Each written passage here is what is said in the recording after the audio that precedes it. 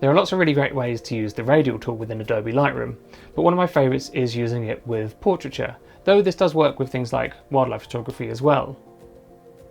Once you've got yourself a good base edit, it's time to bring in the Radial tool. Here we will create an elliptical shape that is sympathetic to our subject. For the tool itself, make sure the invert box is unchecked and that the feather is about 50%.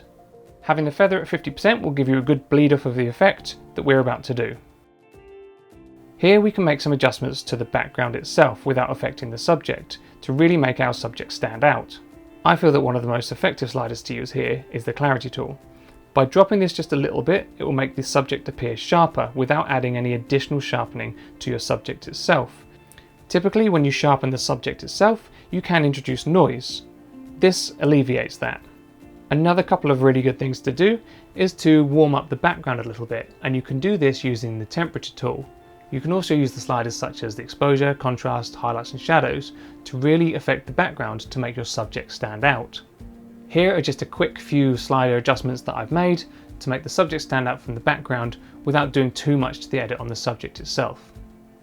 I hope you found how I use the Radial tool useful. Make sure you check out the rest of the Lightroom tips and tricks in this series with Wax Photo Video.